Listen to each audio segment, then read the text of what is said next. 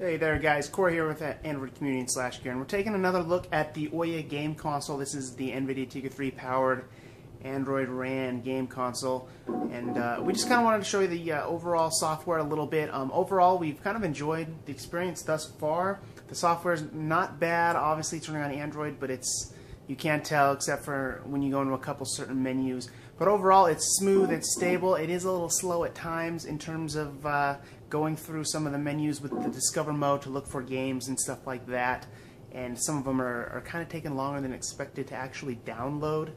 But once you go ahead and start up the OUYA, here's your launch screen. Aside from signing in and adding all your information and making an account and syncing the controller, and then of course making an account and all that and signing into your Wi-Fi. So we actually had a couple of issues. Wi-Fi seems to drop somewhat often here for us, even on the latest update, which took a little over 15 minutes.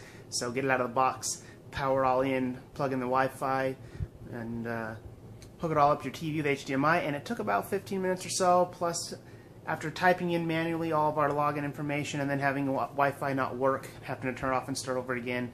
It took a little while to get set up, but once you are set up, it is good to go. And for one, you can go into Discover mode, and it is usually a little quicker than this, but I'm downloading a couple games at the moment, which is, I think, more on their side than mine here as far as the time it takes. But once you get in, you have the featured games, you have a VIP room, which are only games on the OUYA console, and in general, they don't have what I would say any, obviously big AAA titles or anything big like that to actually sell the console, like an Xbox or what have you. But again, this is brand new; it just got here, and those will come later. And but for now, there is, a decent list. Chrono Blade, a demo is pretty decent.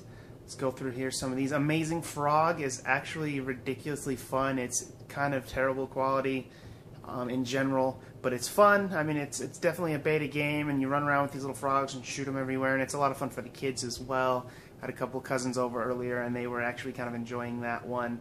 But go back up to featured, and we have Sonic Sonic 4, Episode 1. There's Episode 2 over here. Wind Up Night. A couple of these are popular games already on Android. Nimble Quest was actually kind of fun. And let's go and scroll through some of these. Muffin Night, a lot of people know about that. There's some Pinball, and let's just flip through some of these to kind of give you a look at what to expect. And then trending now, obviously Shadowgun's hugely popular game. It's kind of almost like a Gears of War for Android, and that works great with the controller, which we've used on multiple Android devices in the past and the third-party controllers. But on the OUYA here, it's a great experience, stream right to the TV. I'm downloading You Don't Know Jack, which is an awesome trivia game.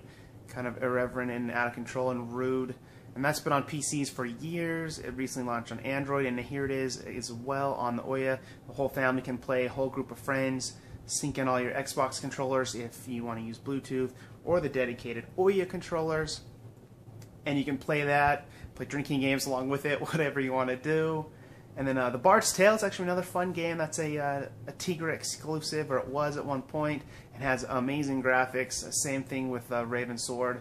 And then we even have Final Fantasy here. One thing that's nice and kind of a downer with the OUYA is all the games are free to try.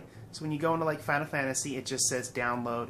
It's going to take a little while. It's a 200 megabyte file, compared to some of the other ones like Shadowgun's like 350, and then it's even a bigger download after that. But you can try it for a minute, and then eventually they're going to want you to pay for it. So all the games are free at first, but the thing that's kind of a bummer, it's nice that it's free to try, but then you don't know the prices. They're not anywhere. So, you're going through and you're like, ooh, awesome, Bard's Tale or Final Fantasy. Then you find out that's like $15 or $10, or whatever it was. It's not $2.99 or $1. So that's kind of a downer as far as going through, and nothing has the price listed, and you download it and try it, and then you realize it might be a little more than what you wanted to pay. And then Nightmare Tower is another one I'm waiting for. It's in queue. You can't see what's in queue and the line of games, so as you start finding games to download, you just have to sit and wait for them. So currently something's downloading, and this is just sitting here waiting. And Nightmare Tower is actually a lot of fun. It's kind of almost one of those, not necessarily a platformer game, but it's a mix of one of those games where you're continuously rising, gaining coins, and a mix of that with maybe Fruit Ninja. I'll show you some hands-on gameplay of that in a moment.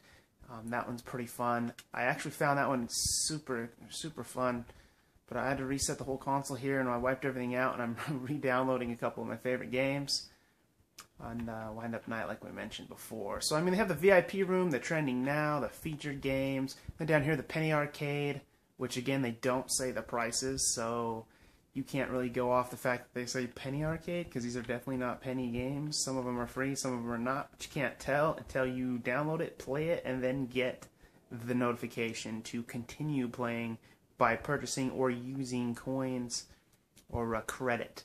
And then a couple of dev games here, and then founders, some of the true believers, they say, some of the founding games, and people that put a lot of effort behind the OUYA. Obviously, the Kickstarter campaign and that $8 million helped, but this is some of the big games here.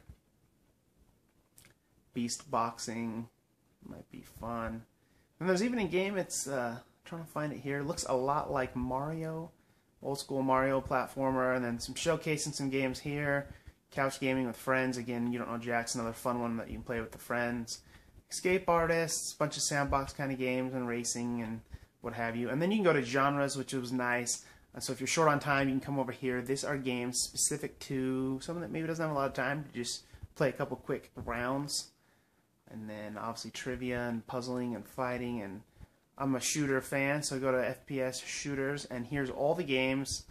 So, I mean, there's 200 or 300. There's quite a bit of games already available for OUYA, but obviously that's not the strong point.